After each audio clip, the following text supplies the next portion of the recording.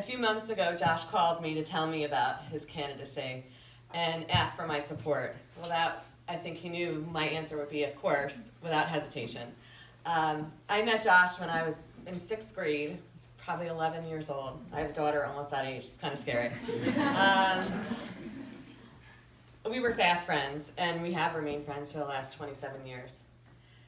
Even as a very young person, Josh was someone you could count on. It's no secret that he's passionate if you know him, but for somebody at the age of 11 to have that kind of passion, it was something new, for me anyway. And his passion is contagious about everything he does. When Josh got involved in anything, whether it was soccer or the ROTC, he gave it his all.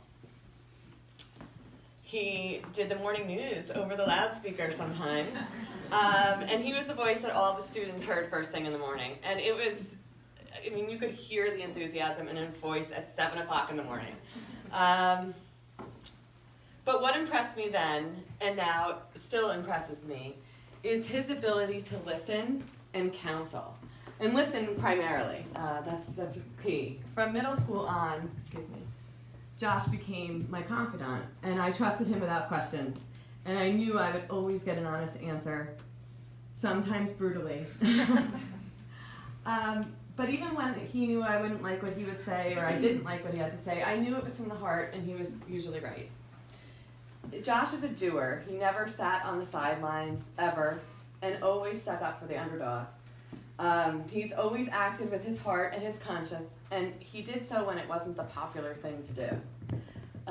It was no surprise to me to learn that Josh wanted to run for office. His qualities, and those qualities that I just described to you from 11 years old on, make him fit for this and make him the ideal candidate.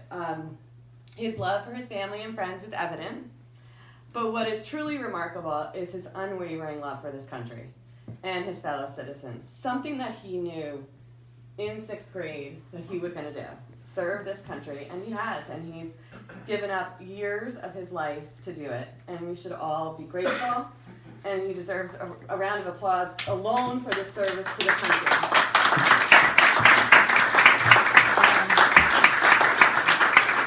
Josh will be the finest congressman for this district. He's honest, he's brilliant, he's trustworthy, and generous. It is really easy to be disenfranchised with politics today. I've always loved politics, but I can tell you right now, I really don't now. People are disrespectful and hurtful of people that don't share their views, and the victor takes the spoils, and if you don't agree, you're on the sidelines. And that's hard. People should be respectful of others, and Josh will be that politician. We might not agree with every policy that is on the table, any issue that's on the table, but Josh will listen to you and hear you out and be fair. So that's what we need. We need somebody that's not going to divide us further, because that is just not going to help this country.